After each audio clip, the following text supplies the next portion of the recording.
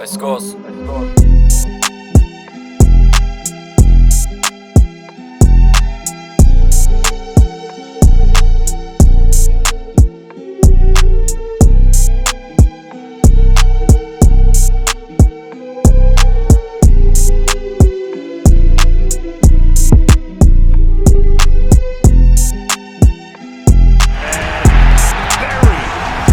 Then after you have great coaches, you get great players, you have a great organization, and you tell them one thing: just win, baby.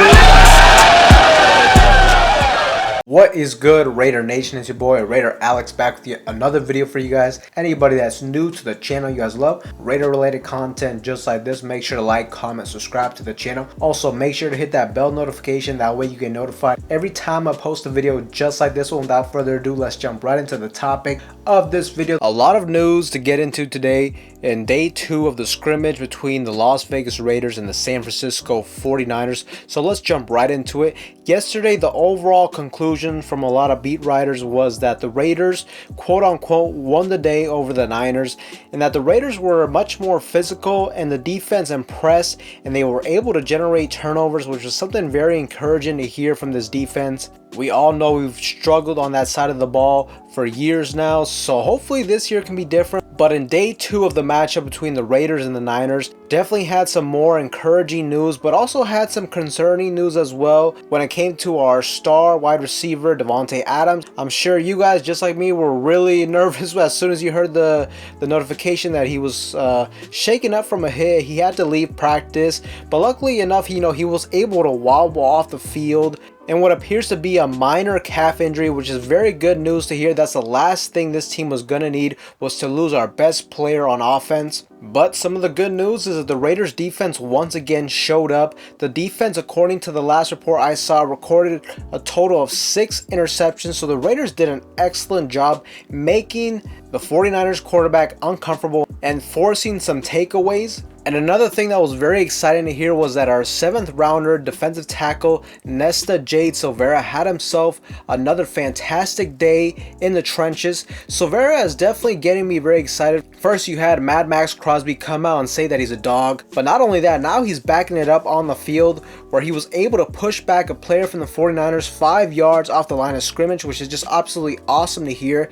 And look, just do not sleep on the possibility of Nesta Jade Silvera, Raider Nation. He could really make a push up the depth chart and maybe even surpass defensive tackle Neil Farrell Jr., who was supposed to be that big run stuffer at the nose tackle position. But if Silvera keeps balling out like he does, he may surpass Neil Farrell Jr. And really, the situation between Silvera and Neil Farrell Jr., at this point, it's a good situation to have. It's a good problem. Really, all we need from these two guys is a big body presence in the interior of this defense that can create at least some push. They don't necessarily have to get to the quarterback on a consistent basis, but just, get some push up in the middle. And most importantly, be dominant against the run, be a space eater in the trenches, and that's something that I think Silvera could potentially do. Both these players, they have the size and the ability to do so, and I like the overall competition and depth we have with these two young guys on the roster. Silvera is also just a very talented player. The kid has the skills to play at the next level. He was one of the highest rated defensive tackles in his respective recruiting class. And really, I can't remember the exact reason why he ended up falling, but when it comes to the on the field aspect of it, this guy can play. But the Raiders once again did very well against the 49ers.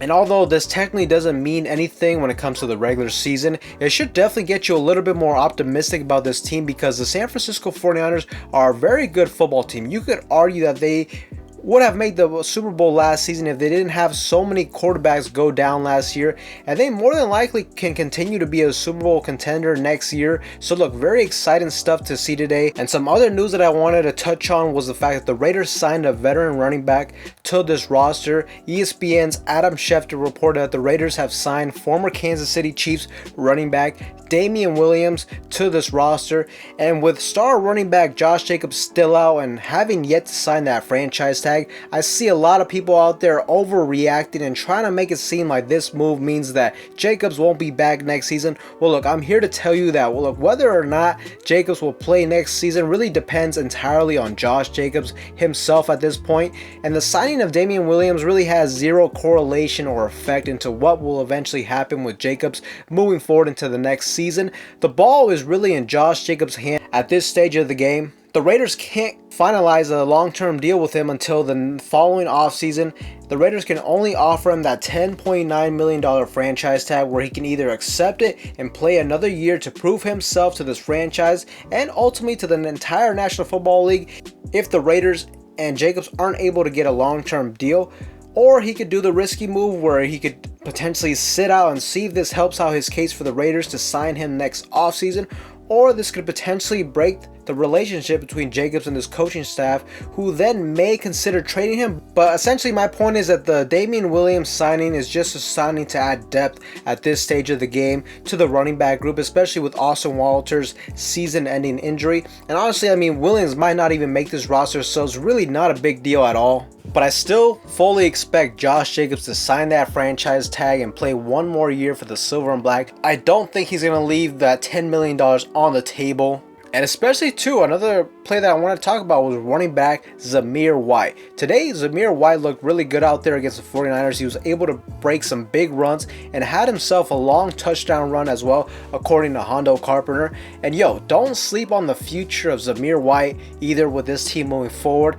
Now look, I'm not going to sit here and act like he's better straight up than Josh Jacobs, but just given the situation, with him being on the rookie deal, Zamir White also has that home run type of effect of plays in him. And last season, he did show some flashes with very limited touches. And ultimately, if this offensive line can continue to open up the holes and dominate in the trenches in the run game, and really at that point, you can almost make the argument that you can go plug and play with running backs, and the drop off wouldn't be, enormous from a guy like Josh Jacobs. And also, Josh Jacobs also has to watch out for the possibility of giving Zamir White the opportunity to showcase his talents to this coaching staff and essentially make his case that he's ready to take a bigger role into this offense, take a bigger bulk of the carries, going into a big year 2 for his career. But Raider Nation, let me know what you guys think of today's latest news. Also, what do you guys think about defense tackle Nesta Jade-Silvera? Let me know in the comment section down below. With that being said, that's all I have for you guys in today's video. Anybody that's new, make sure to like, comment, subscribe. That being said, I will see you guys in the next one.